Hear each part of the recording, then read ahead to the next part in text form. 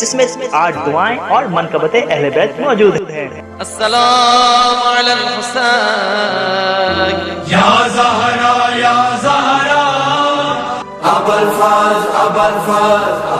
لبیک یا حسین السلام علیک یا حجت اللہ فی ارض۔ جلد ہی بک کر لیجئے اپنی ڈیوائن ڈور بیل۔ ما شاء اللہ لا حول ولا قوة الا باللہ العلی العظیم حسبنا اللہ ونعم الوکیل نعم المولا ونعم النصیر۔ اعوذ باللہ من الشیطان الرجیم بسم اللہ الرحمن الرحیم۔ الحمد للہ الذی لا یبلغ مدحتہ القائلون ولا يحصي نعماءه العادون ولا يودي حقه المجتهدون الذي لا يدركه بعد الهمم ولا يناله غوص الفتن الذي ليس لصفته حد محدود ولا نعت موجود ولا وقت معدود ولا أجل ممدود فطر الخلائق بقدرته ونشر الرياح برحمته وابتدى بالصخور ميدان أرضه جلت عظمته اللهم صل على صاحب الدعوة النبوية والصولة الحيدرية والعصمة الفاطمية والحلم الحسنية والشجاعة الحسينية والعبادة السجادية والمآثر الباقرية والآثار الجعفرية والعلوم الكاظمية والحجج الرضوية والجود التقوية النقاوة النقوية والحيبة العسكرية والغيبة الإلهية۔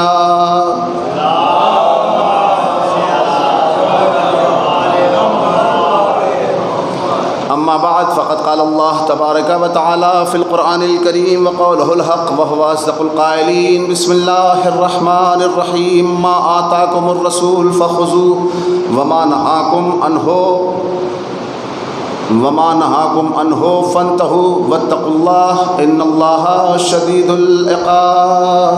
صلوات پڑھیں محمد وعلی۔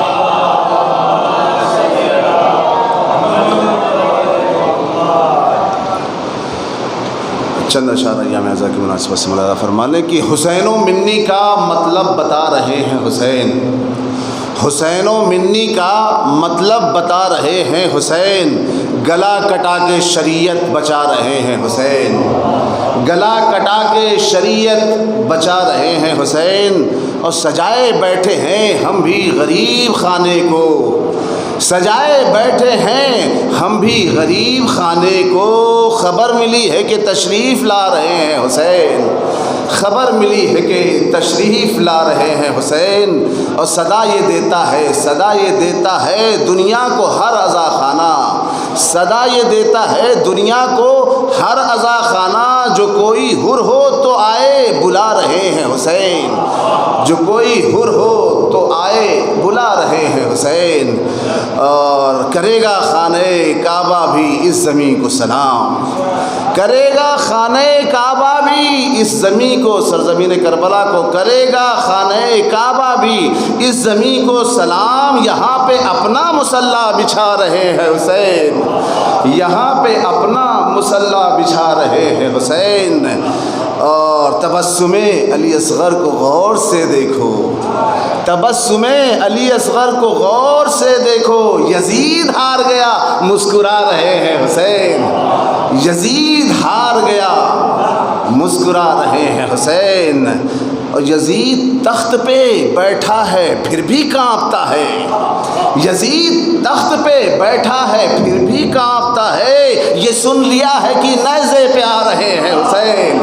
یہ سن لیا ہے کہ نیزے پہ آ رہے ہیں حسین، اور فرشتے آ کے جھلاتے تھے ان کا گہوارہ، فرشتے آ کے جھلاتے تھے ان کا گہوارہ، یہ کون ہے جسے جھولا جھلا رہے ہیں حسین، یہ کون ہے جسے جھولا جھلا رہے ہیں حسین، اور وہ تیری جان بچائیں گے اپنی جان دے کر، وہ تیری جان بچائیں گے اپنی جان دے کر، خدا کے دین نہ گھبرا وہ آ رہے ہیں حسین، خدا کے دین نہ گھبرا وہ آ رہے ہیں حسین، حسین و منی کا مطلب بتا رہے ہیں حسین۔ ایک اور صلوات پڑھیں محمد وآل محمد پر۔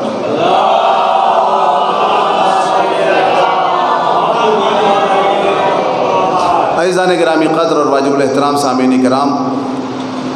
جس آیہ وافی ہدایہ کی تلاوت کا شرف میں مسلسل 3 دنوں سے آپ حضرات کے سامنے حاصل کر رہا ہوں، وہ سورہ مبارکہ حشر کی 7ویں آیت ہے، جس میں خلاق متعال ایسا لگتا ہے کہ اپنی ساری شریعت کا دستور ایک ہی آیت کے ذریعے سے، سارے قوانین شریعت، سارے دستورات اسلامی، سارے احکام آدم سے لے کر خاتم تک کے، بلکہ کہا جائے کہ جتنے بھی دستورات ہو سکتے ہیں اللہ کی طرف سے، وہ سارے چونکہ خاتم النبیین کے ذریعے سے کہلوا رہا ہے، ایسا لگتا ہے کہ ساری چیزوں کو سمیٹ کے اللہ ایک آیت میں بیان کرنا چاہ رہا ہے کہ ما آتاکم الرسول فخذوہ، دیکھو جو میرا رسول تمہیں جب جہاں جس جگہ جس حالت میں دے اسے تم شرافت کے ساتھ لے لو، وما نہاکم عنہ فانتہوا، اور جس چیز سے جب جس حالت میں تمہیں جہاں پہ روک دے ٹوک دے اس سے باز آ جاؤ، واتقوا اللہ، اور یاد رکھو کہ تقوی الہی اختیار کرو، تقوی الہی اختیار کرو، اللہ کے حکم کی پرواہ کیا کرو۔ ہمارے اور آپ کے پہلے امام خطیب منبر سلونی، مولود کعبہ، خالق نہج البلاغہ، حضرت علی ابن ابی طالب علیہ الصلاۃ والسلام،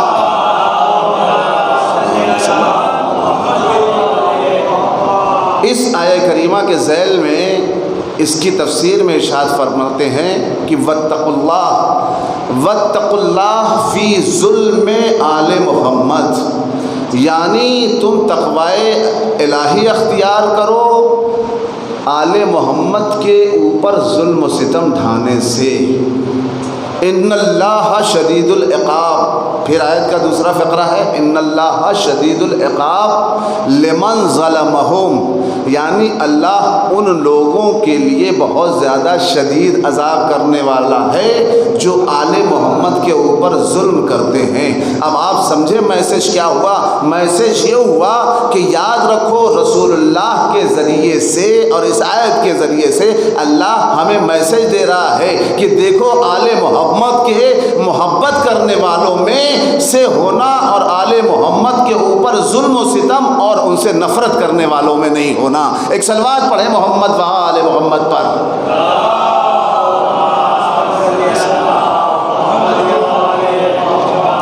تو میرے مولا نے ارشاد فرمایا واتقوا اللہ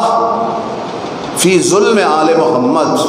یعنی آل محمد کے اوپر ظلم کرنے کے سلسلے میں تقوی الہی اختیار، یعنی اللہ ہے تمہارے اوپر، یہ نہ سوچو کہ ہم آل محمد پہ ظلم کر کے بچ جائیں گے، نہیں، یہ تو اللہ کہتے ہیں اللہ کی لاٹھی میں آواز نہیں ہے، یہاں پہ جو چاہو ظلم و ستم کر لو، لیکن ابھی تو حشر و نشر، سارے مراحل عذاب اور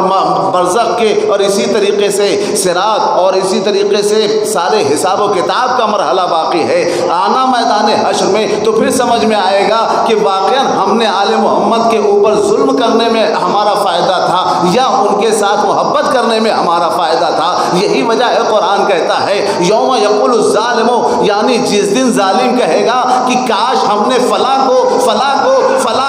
ہم نے اپنا دوست نہ بنایا ہوتا، یا لیتنی لم اتخذ فلانا خلیلا، یعنی کاش ہم نے فلاں کو اپنا خلیل اور دوست نہ بنایا ہوتا، ہم نے کاہے کو ایسے کو رہبر چن لیا جو خود نجات پا سکے نہ ہمیں نجات دلا سکے۔ ایک اور صلوات پڑھے محمد و آل محمد پر۔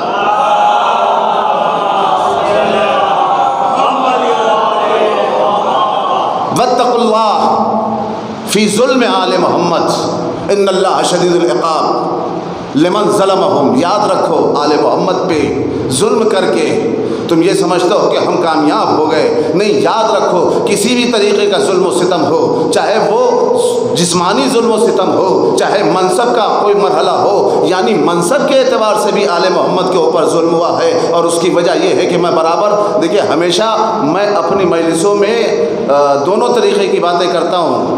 دونوں طریقے کے مطلب فضائل بھی اور قوم کی اصلاح کی باتیں بھی کرتا ہوں، اور قوم کیا پوری ملت مسلمہ کی اصلاح کی بات کرتا ہوں۔ یہاں سے ہم نے کہا کہ کبھی بھی افتراق کی باتیں ہوتی ہی نہیں، ہمیشہ اتحاد کی بات ہوتی ہے۔ کل میں نے یہی آپ کے سامنے عرض کیا تھا کہ واحد درسگاہ حسینی وہ ہے کہ جہاں پہ بلا تفریق مذہب و ملت ہر ایک کے لیے دروازہ کھلا ہوا ہے، وہ چاہے ہمارا مسلم بھائی ہو، چاہے سکھ ہو، چاہے عیسائی ہو، چاہے یہودی ہو، چاہے وہ ہندو دھرم سے تعلق رکھتا ہو۔ ہمارے یہاں درسگاہ حسینی ایک اوپن یونیورسٹی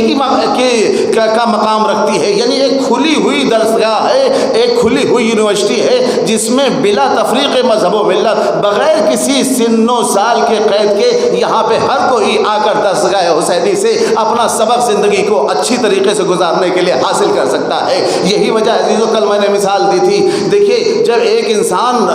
دیکھتا ہے کہ الگ الگ دریا ہوتے ہیں، الگ الگ سمندر الگ الگ دریا ہوتے ہیں، الگ الگ ندیاں ہوتی ہیں، تو اس کا پانی الگ الگ ہوتا ہے، لیکن جب یہی سمندر میں جا کے مل جاتا ہے تو پھر اس وقت یہ تشخیص مشکل ہو جاتی ہے کہ کون گنگا کا پانی ہے، کون جمنا کا پانی ہے، کون گومتی کا پانی ہے، کون ٹمس کا پانی ہے۔ اسی طریقے سے جب حسینی سمندر میں یہ تمام مذاہب کے لوگ مل جاتے ہیں تو اس وقت پھر یہ تشخیص دینا مشکل ہوتا ہے کہ آخر ہندو کون ہے، مسلمان کون ہے، سکھ کون ہے، عیسائی کون ہے، ہندو کون ہے۔ ایک اور صلوات پڑھے محمد و آل محمد پر۔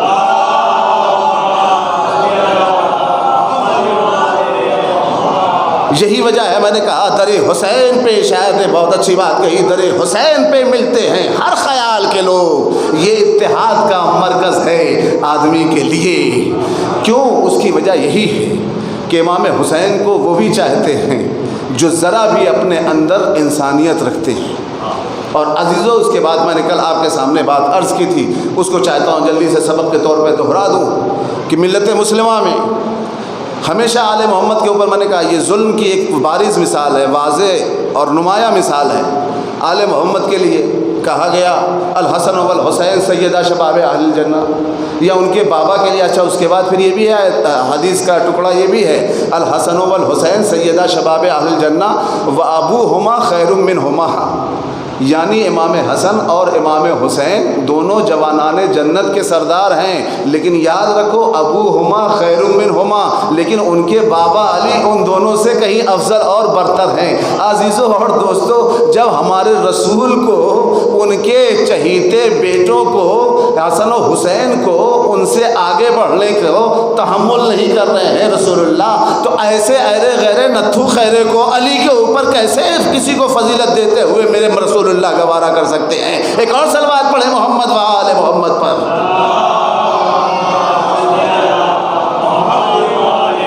الحسن والحسین سیدہ شباب اہل الجنہ و ابوہما خیر منہما، یاد رکھو ان کے بابا کا مقام اپنی جگہ ہے، وہ ان دونوں سے بہتر ہیں۔ تو ظاہر سی بات ہے، یہ دیکھیں میں نے کہا ساری چیزوں کو اللہ نے ان لوگوں سے سلب کر رکھا ہے۔ اب انہوں نے صاحب ان کے مقابل میں کیا کہا؟ فلاں و فلاں نام لینا ظاہر سی بات ہے۔ میں نے کہا کہ ہمارے رہنما وہ ہیں کہ جن کا نام لے لو تو لوگوں میں اتحاد ہو جائے، لیکن ان کے بزرگوں کا نام اگر لے لو تو ایک چھوٹا بچہ بھی ان کے نام پہ اختلاف کرتا ہوا نظر آئے گا۔ ایک صلوات پڑھے محمد و آل محمد پر۔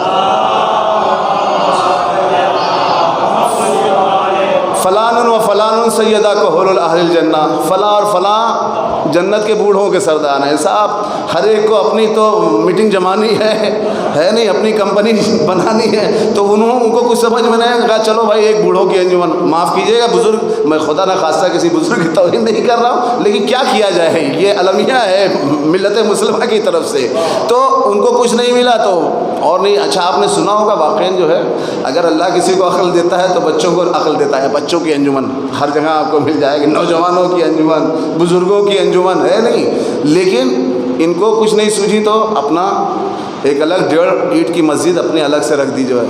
اچھا میں نے کہا کہ اس کے مقابل میں ظاہر سی بات ہے یہ نہیں سوچا کہ جنت کی بات ہے، جنت کے جوانوں کے سردار حسن و حسین کے مقابل میں ہم لا رہے ہیں، تو اس وقت میرے پیغمبر نے بڑھ کے آواز دی کہ اے نادان، تمہیں نہیں معلوم کہ تمہیں یہ نہیں پتا کہ جنت میں کوئی بوڑھا انسان جائے گا ہی نہیں، اس لیے کہ قرآن کی صریحی مخالفت ہے۔ یہ قرآن آواز دے رہا ہے، انا انشانا ہو انشاءن، انا انشانا ہننا انشاءن آخر، یعنی ہم ان لوگوں کو اس جنت میں ایک جوان کی شکل میں محشور کریں گے، یعنی جنت میں معلوم ہوا کوئی بوڑھا اگر ہوگا بھی تو اس کی جوانی پلٹ جائے گی۔ ایک اور صلوات پڑھے محمد وآل محمد پر۔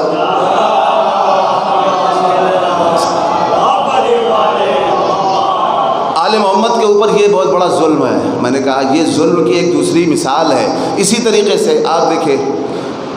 ان سے بھی نہیں برداشت ہوا، انا مدینۃ العلم وعلی بابھا، میں شہر علم ہوں اور علی اس کے دروازہ ہیں، وہاں پہ بھی جا، انہوں نے وہاں پہ بھی ان کے مقابل میں کوئی نہ کوئی آنا چاہیے بھائی، کوئی اپنا بھی الگ سے گیٹ بننا چاہیے، تو انہوں نے گیٹ تو بنایا، دروازہ تو بنایا، لیکن ساتھ ساتھ جو ہے سوچے زیادہ دور کی سوجھی، تو کہنے فلاں سقفھا و فلاں جدارھا، فلاں اس کا چھت ہے، فلاں اس کی دیوار ہے۔ ارے بھائی سوچو تو صحیح، آج بھی اس ترقی یافتہ زمانے میں بھی اگر کہیں صدر دروازہ کسی شہر کا بنایا جاتا ہے تو نہ وہاں پہ دیوار کھینچی جاتی ہے، نہ وہاں پہ کوئی چھت بنایا جاتا ہے۔ تو اب ظاہر سی بات ہے، اگر آپ نے یہ بات کہی تو کم سے کم جا کے کہیں کسی شہر وہر کی دیوار ہی دیکھ لی ہوتی تو آپ کو ذرا سا عقل کے ناخن مل جاتے، اور ایسی حدیثوں کو گڑھنے سے آپ باز آ جاتے آل محمد کے مقابل میں۔ ایک اور صلوات پڑھے محمد و آل محمد پر۔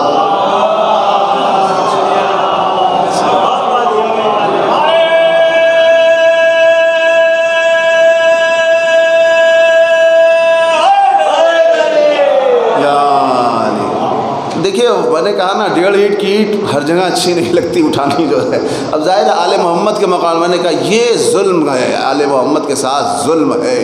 اور واقعاً اللہ کسی ایسے ظالم کو چھوڑنے والا نہیں ہے جو آل محمد کے اوپر ظلم کرے کسی طریقے کا۔ اب میں آپ کے سامنے اپنی بات پہ آنا چاہ رہا ہوں کہ میں نے کل آپ کے سامنے عرض کیا ما آتاکم الرسول فخذوہ وما نہاکم عنہ فانتہوا، یعنی یاد رکھو جو بھی میرا حبیب تمہیں دے، میرا رسول تمہیں دے، اسے تم لے لو۔ سب سے پہلے پیغمبر نے مبعوث برسالت ہوتے ہوئے 40 سال جب گزر گئے خاموشی کے، اور اس کے بعد سورہ شعراء کی آیت نمبر 214 215 یا 224 225، بہرحال مجھے تھوڑا سا ڈاؤٹ ہو رہا ہے،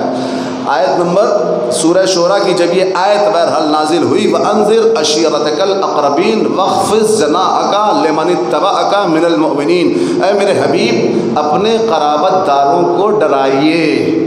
اب یہاں آیا ہے مسئلہ ڈرانے کا، وَأَنذِرْ انذار آیا ہے، لفظ انذار آیا یعنی ڈرانا، وَأَنذِرْ عَشِيرَتَكَ الْأَقْرَبِينَ، اب ڈراؤ کس سے؟ وَأَنذِرْ عَشِيرَتَكَ الْأَقْرَبِينَ، اپنے قرابت داروں کو ڈراؤ، اور اس کے بعد ارشاد ہوا وَاخْفِضْ جَنَاحَكَ لِمَنِ اتَّبَعَكَ مِنَ الْمُؤْمِنِينَ، اور اے میرے حبیب آپ اپنے شانوں کو اس کے لیے جھکا دیجئے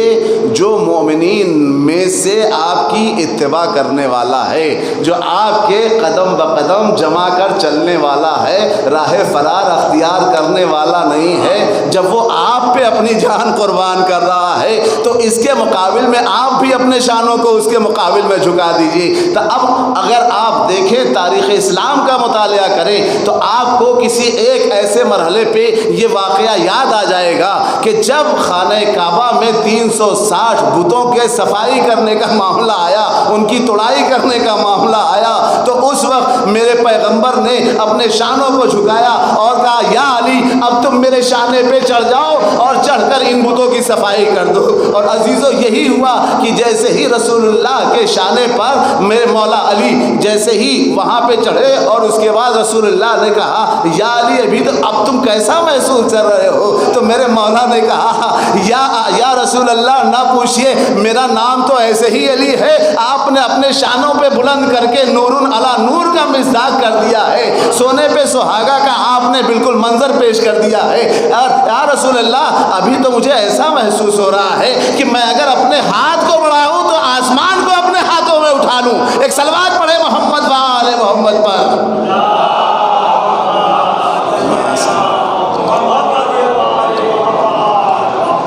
तो किसके लिए रसूलुल्लाह ने अपने शानों को झुकाया? अच्छा, यहाँ पे भी साहब एक एतराज़ देखिए, आले मोहम्मद के ऊपर ये भी एक जुल्म। मैंने कहा कि अपनी बातों को साथ साथ इस तरह साहब सूरह मुबारक इसरा ज़ाहिर आयत नंबर 23, सूरह बनी इसराइल, इसरा असरा जो भी कहिए सब सही है। उसमें अल्लाह ताला इरशाद फरमाया वक़ज़ा रब्बुका अल्ला ताबुदू इल्ला इय्याहु व बिल वालिदैन एहसाना, और उसके बाद कहा वख़्फ़िज़ लहुमा जनाह ज़ुल्ल, यानी अल्लाह के तुम्हारे रब का अटल फ़ैसला ये है कि तुम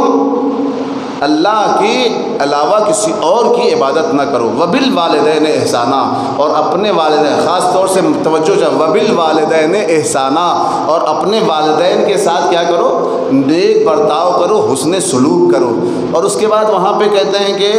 आयत का फ़िक्रा है वख़्फ़िज़ लहुमा जनाह ज़ुल्ल, वही लफ्ज़ आया है यहाँ पे भी कि तुम्हारी ड्यूटी ये है अल्लाह की तरफ से अपने शानों को अपने वालिदैन के लिए झुका दो। तो अजीज़ों और दोस्तों, अब मोतरिज़ ने एतराज़ किया कि साहब यहाँ पे सिर्फ वालिदैन के सामने अपने शानों को झुकाने का अल्लाह ने हुक्म दिया है। आप ये कहाँ से कहते हैं कि रसूलुल्लाह ने मौला अली के लिए अपने शानों को झुकाया? तो मेरे रसूल ने खुद ही बढ़ के आवाज़ दी, मुझे अपनी तरफ से कुछ कहने की ज़रूरत नहीं है, मेरे रसूल ने आवाज़ दी। याद रखो, अगर तुम्हें इस बात का एतराज़ है तो तुमने क्या मेरी वो हदीस नहीं सुनी, अना वाली अबवा हाज़िल उम्मा, मैं और अली उम्मत के इस उम्मत के बाप हैं। तो जाहिर सी बात है, चाहे इस एतबार से तुम उनके सामने शाने झुकाओ, चाहे उस एतबार से शाने झुकाओ। एक सलवात पढ़े मोहम्मद व आले मोहम्मद पर।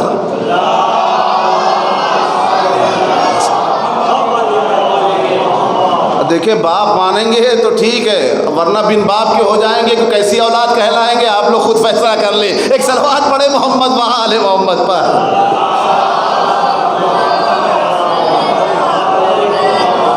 सामने की बात है ना, अगर मसलन मेरा बेटा बैठा है, अगर ये इनकार करते मेरे बाप नहीं है तो मामला तो बहुत टेढ़ा हो जाएगा। तो सारी उम्मत मुस्लिमा माने ना माने, रसूलुल्लाह ने हर तरफ से इन्हें घेर दिया है। सारी तरफ से रसूलुल्लाह ने उम्मत मुस्लिमा को चारों तरफ से इनको घेर के रखा है। तो बहरहाल मैं अर्ज़ कर रहा था कि अंज़िर अशीरतकल अक़रबीन, ऐ मेरे हबीब अपने क़राबतदारों को डराइए। अच्छा, जब मसला है अपने क़राबतदारों को डराइए, तो इसको हमारे यहाँ उर्दू ज़बान में दावत-ए-ज़ुल अशीरा कहा जाता है, लेकिन अरबी में यौमुल इंज़ार यानी डराने वाला दिन, यौमुद्दावा यानी दावत वाला दिन, और यौमुद्दार यानी घर वाला दिन। अब जाहिर सी बात है, घर किसके घर पे जो है दावत-ए-ज़ुल अशीरा मुनक़िद हुई थी? देखिए वाक़न मिल्लत मुसलमान को कैसे घेरा है अल्लाह ने। यौमुद्दार व अंज़िर अशीरतकल अक़रबीन, किसके घर पे दावत-ए-ज़ुल अशीरा मुनक़िद हुआ? मौला अली के वालिद मोहतरम के घर जनाब अबू तालिब अलैहिस्सलाम के घर पे दावत-ए-ज़ुल अशीरा मुनक़िद हुई। तो जाहिर सी बात है, अल्लाह ताला ने ऐसा एहतमाम किया कि अब जब सबसे पहले ये बात आए कि रसूलुल्लाह की रिसालत का आगाज़ कहाँ से हुआ, तो सबको ये तो कम से कम कहना पड़ेगा किसी ऐरे गैरे नत्थु खैरे के घर से नहीं हुआ, बल्कि अली इब्न अबी तालिब के घर से हुआ है। एक सलवात पढ़े मोहम्मद व आले मोहम्मद पर।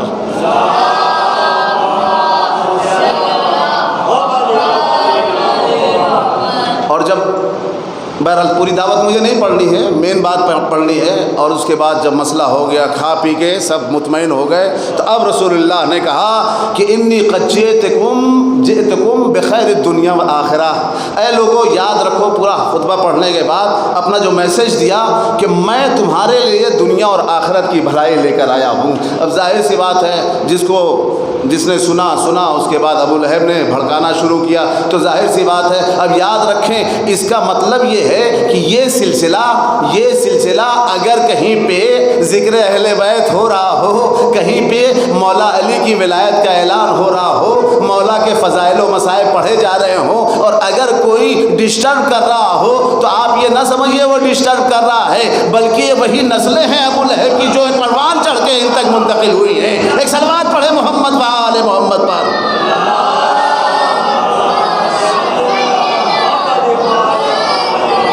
جہل ابو لہب کی اولادیں یہ آ کر ڈسٹرب کرتی ہیں اور یہ بتاتی ہیں کہ ہم دیکھو کس کی اولاد ہیں. کیوں؟ اس لیے کہ واقعاً یہ کھلی ہوئی بات ہے کہ اگر یہ داغ بیل یہ نہ ڈالتے، یہ بنیاد وہاں نہ پڑتی تو ظاہر سی بات ہے کچھ بھی نہیں ہوتا. اچھا صاحب، جب رسول اللہ نے کہا انی قد جئتکم بخیر الدنیا والآخرہ، میں دنیا اور آخرت کی بھلائی تمہارے لیے پاس لے کر آیا ہوں، تو عزیزو اس کے بعد رسول اللہ نے یہ کہنے کے بعد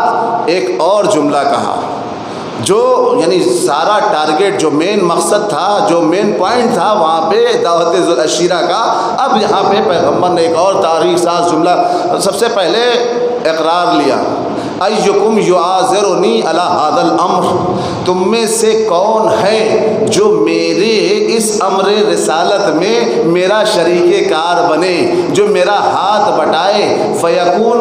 اخی و وصیی و وزیری و خلیفتی من بعدی، تاکہ وہ میرے بعد میرا وصی بھی ہو، میرا وزیر بھی ہو، میرا خلیفہ بھی ہو، میرا جانشین بھی ہو میرے بعد. تو اب اس وقت تاریخ بتاتی ہے کہ وہاں پہ رسول اللہ نے اسی جملے کو، چونکہ ٹائم بہت کم ہے اور مجھے اس وقت ٹائم کے لیے پابند کیا گیا ہے، تو اس جملے کو پیغمبر نے 3 مرتبہ ریپیٹ کیا اور 3 مرتبہ تاریخ کہتی ہے کأنہم علی رؤوسہم الطیر، یعنی سب کے سر پہ ایسا لگتا ہے طائر بیٹھا ہوا ہے، پرندہ بیٹھا ہے چپ چاپ. لیکن تاریخ نے یہ منظر بھی پیش کیا کہ اس سکوت کو توڑنے والا، اس خاموشی کو توڑنے والا ایک 10 سال کا بچہ ہے جو کہتا ہے کہ اشہد ان لا الہ الا اللہ و اشہد ان محمد رسول اللہ و انا ناصرک یا رسول اللہ، یعنی میں گواہی دیتا ہوں کہ اللہ ایک ہے، آپ اللہ کے رسول ہیں. اور اسی طریقے سے اس کے بعد انہوں نے کہا کہ اے رسول اللہ، ارے بڑے بڑے بیٹھے، ان کو بیٹھے رہنے دیجیے، ارے میں 10 سال کا بچہ ہوتے ہوئے میں آپ کی نصرت کے لیے کھڑا ہوتا ہوں. رسول اللہ نے کہا یا علی بیٹھ جاؤ، میں ذرا ایک دفعہ اور ان کو ٹچ کرنے دو. دوسری مرتبہ، تیسری مرتبہ جب ٹچ کیا میں کہوں گا یا رسول اللہ، ارے ایک مرتبہ میں کام تمام کر دینا چاہیے تھا. تو رسول اللہ عجب نہیں آواز دے، اے نادان تمہیں نہیں پتا مجھے 1 2 3 مرتبہ کہنے کی ضرورت اس لیے پڑی ہے، مجھے اپنا خلیفہ بلا فضل علی کو ثابت کرنا ہے تاکہ دنیا یہ کل کو نہ کہے کہ صاحب آصلہ فاصلہ 1 2 3 کا چلتا رہتا ہے. ایک صلوات پڑھے محمد وآل محمد.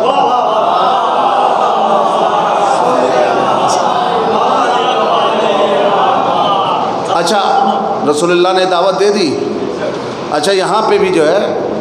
لفظ فا رکھا ہے. فا کا مطلب فوراً عربی میں، جیسے آپ نے وہ آیت سنی ہوگی جناب آدم کے پتلے میں روح پھونک کر جب کہا فَإِذَا سَوَّيْتُهُ وَنَفَخْتُ فِيهِ مِن رُّوحِي فَقَعُوا لَهُ سَاجِدِينَ، یعنی جب میں اپنی روح کا ایک جز جناب آدم کے اس جسد خاکی میں ڈال دوں تو تم فوراً سجدے میں چلے جانا. یہاں پہ بھی میرے رسول اللہ نے بھی یہ اہتمام کیا. فَيَكُونُ وَسِيعِي وَوَزِيرِي وَأَخِي مِن بَعْدِي وَخَلِيفَتِي مِن بَعْدِي، یعنی وہ میرے بعد فوراً میرے بعد جو ہے وہ میرا وصی ہوگا، میرا وزیر ہوگا، میرا جانشین ہوگا، میرا خلیفہ ہوگا. پیغمبر یہ بتانا چاہ رہے ہیں کہ دیکھو تم مجھ سے کسی طریقے سے خلیفہ بلا فصل رسول کے بارے میں اپنا دامن نہیں بچا سکتے. اور آپ کو واقعہ اور وہ بھی یاد دلا دوں کہ رسول اللہ نے اسی طریقے سے اور بھی آیتیں ہیں فا کے، یعنی فا یعنی فوراً. اذا اراد اللہ لشیء، اللہ تعالیٰ اگر کسی شے کا ارادہ کرنا چاہتا ہے تو کہتا ہے کن فیکون، تو وہ شے ہو جاتی ہے. فیکون، جیسے ہی لفظ کن کہا، لفظ کاف اور نون، وہ چیز فوراً ہو جاتی ہے. آپ نے ملاحظہ فرمایا اسی طریقے سے یہاں پہ بھی رسول اللہ نے تاریخ کے دامن میں 2 طریقے کے فا ہمیں دیے ہیں. ایک تو یہی تو ایک سب سے پہلے دعوت ذو العشیرہ میں کہا فیکون اخی و وصی و وزیری و خلیفتی من بعدی، اور ایک فا آپ کو اور یاد دلاؤں کہ اس موقع پہ واقع ذو العشیرہ میں رسول اللہ نے سب سے پہلے مولا علی کے ہاتھوں پر، مولا علی کے شانوں پر اپنے ہاتھوں کو رکھ کے کہا ھذا اخی و وصی و وزیری و خلیفتی من بعدی، یاد رکھو یہ میرا بھائی ہے، یہ میرا وزیر ہے، یہ میرا خلیفہ ہے، اور وہ میرے بعد ان تمام فرائض کو بخوبی انجام دے گا۔ لیکن آپ کو ایک واقعہ اور یاد دلاؤں، رسول اللہ نے اسی لفظ فے کو رکھا، اور وہ وہاں پہ کہ جب 1.25 لاکھ یا 2 لاکھ حاجیوں کا مجمع ہوا، اور اس وقت تاریخ نے پھر اپنے آپ کو دہرایا اور پیغمبر نے ایک ہی جملہ کہا، من کنت مولا ہو فہذا علی مولا۔ ایک صلوات پڑھے محمد و آل محمد پر۔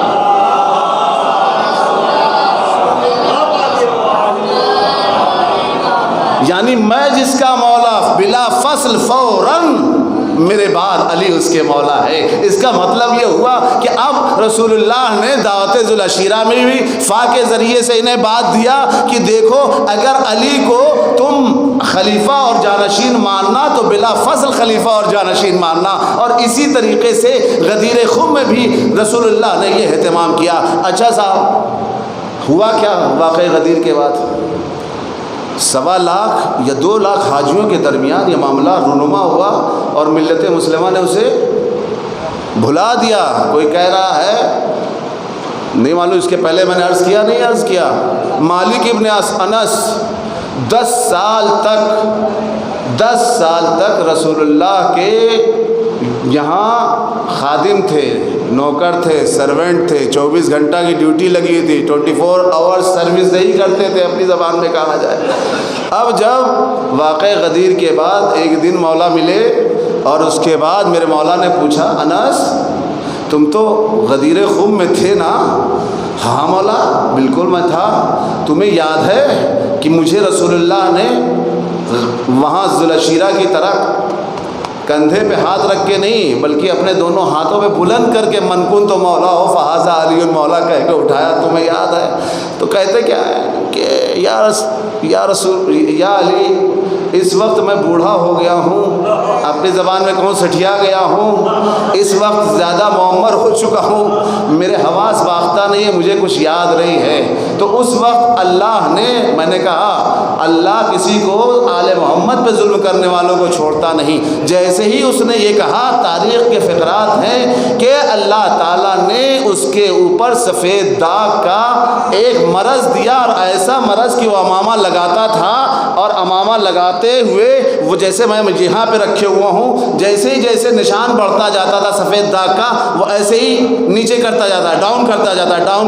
لیکن میں اس سے کہوں گا، اے انس ابن مالک، اے مالک ابن انس، یاد رکھو کہ یہ تمہارا ایسا داغ ہے، تم یہ سوچ رہے ہو کہ امامے کو ڈاؤن کر کے تم اپنے داغ کو چھپا لو گے، ارے یہ ایسا داغ ہے تمہاری نسلوں میں چلتا رہے گا، ختم نہیں ہونے والا ہے۔ ایک صلوات پڑھے محمد و آل محمد پر۔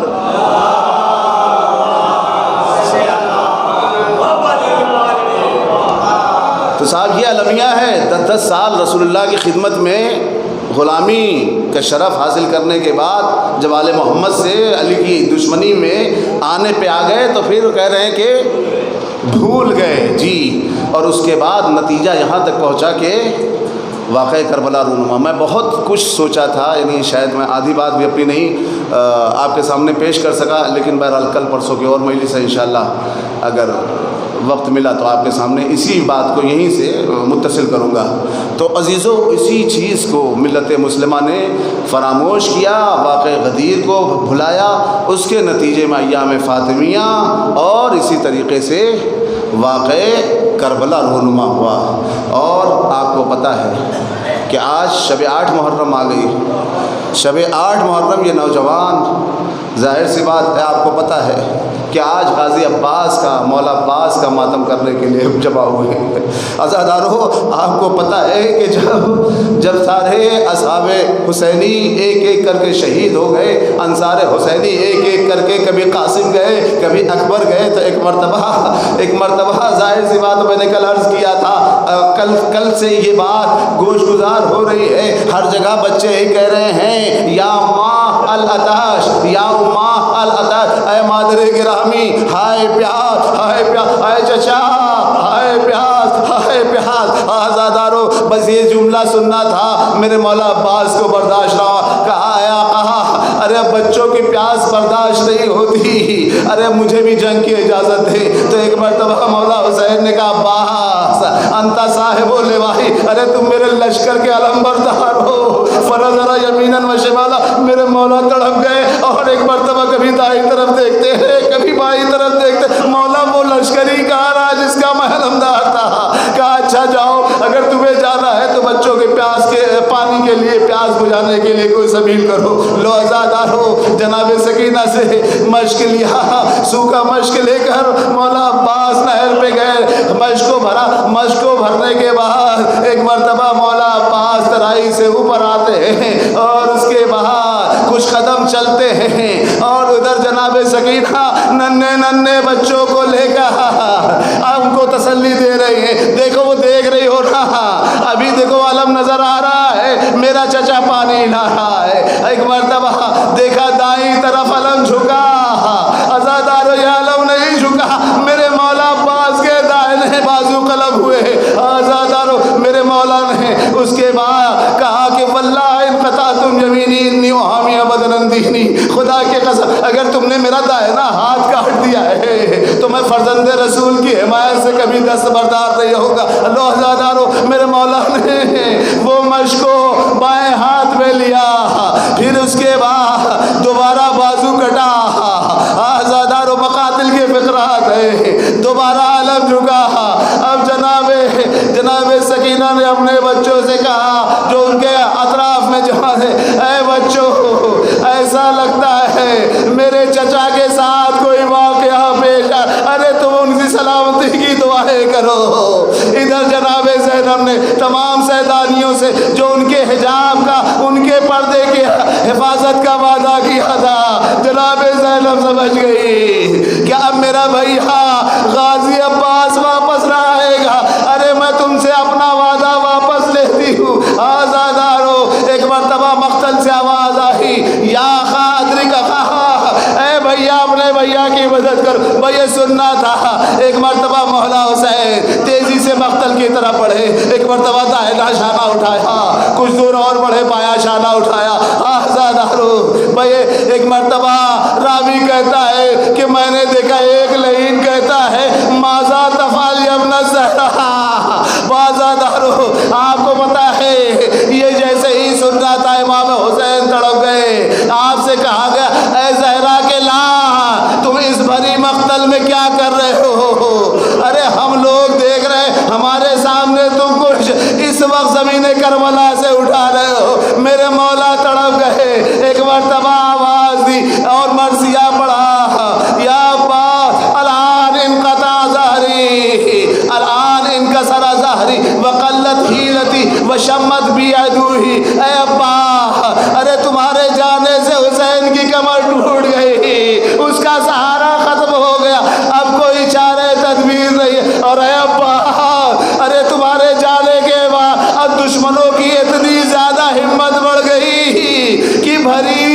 بھری کربلا میں ماں زہرا کا نام لینے لگے اور اس کے بعد ہمیں للکار رہے ہیں، اے حسین ارے تمہیں اپنے عباس پہ بڑا ناز تھا، جاؤ اپنے عباس کو بھیجو۔ آزادارو ایک مرتبہ میرے مولا آئے، مولا عباس کے سرانے بیٹھے، ایک مرتبہ میرے مولا نے کہا اے بھیا ارے میں اس وقت آپ کو کہا کوئی اگر آپ کی حاجت ہے، کوئی تمنا ہے، کوئی آرزو ہے تو بتائیے۔ تو ایک مرتبہ مولا عباس نے امام حسین سے کہا اے بھیا اگر میرے ہاتھ سلامت ہوتے تو میں آپ کو اس بات کی زحمت نہ دیتا۔ مولا میں جب اس دنیا میں آیا تھا نا تو سب سے پہلے آپ کی زیارت کی تھی، آج چاہتا ہوں اس دنیا سے جاتے ہوئے آخری زیارت بھی آپ کے چہرے پہ ڈالوں۔ آزادارو مولا نے ایک مرتبہ اپنی ابا سے خون کو صاف کیا، مولا عباس نے آخری زیارت کی دم توڑ دیا۔ اس کے بعد آپ کے لاش پہ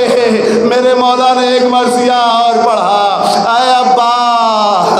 الیوم نامت آئرن بکلم تر، اے عباس ارے تمہارے رہنے کی وجہ سے جو چین سے آنکھیں سویا کرتی تھی اب اب دشمنوں کے خوف سے وہ آنکھیں بیدار رہا کریں گی، اس لیے کہ جب تم تھے تمام سیدانیوں کو، تمام بچوں کو تم سے ڈھارس دی، لیکن تم کیا گئے، سیدانیوں کا سہارا بھی چلا گیا، میرے مولا کی کمر بھی ٹوٹ گئی۔ انا للہ و انا الیہ راجعون، رضا بقضائہ و تسلیما لامرہ، الہی بحق زہرا و ابیہا و بالہا و بنیہا والسر المستودع فیہا، الہی بسمک العظیم الاعظم العاظم الاجل الاکرم، یا اللہ یا اللہ یا اللہ یا اللہ یا اللہ یا اللہ یا اللہ یا اللہ یا اللہ یا اللہ۔ پروردگار تجھے واسطہ محمد وال محمد کا ہماری اس مختصر سی عبادت اعضا کو قبول فرما، پروردگارہ ان آوازوں پہ رحمت نازل فرما، پروردگارہ ہم میں جو بھی بیمار ہیں انہیں بیمار کربلا کے واسطے جلد از جلد شفاء کامل و عاجل عطا فرما، کرونا وبا کو ہمارے درمیان سے نیست و نابود فرما، پروردگارہ تمام مزارات مقدسہ کی حفاظت فرما، جہاں جہاں بھی شیعان حیدر کرار عزاداران حسینی آباد ہیں ان کی جان مال آل اولاد کی حفاظت فرما، مومنین کے کاروبار میں وسعت و برکت عطا فرما، پروردگارہ منتقم خون حسین حضرت ولی علیہ السلام کے ظہور میں تعجیل فرما اور ہمیں ان کے بہترین اعوان و انصار میں شامل فرما۔ ربنا تقبل منا انک انت السمیع العلیم ماتم حسین۔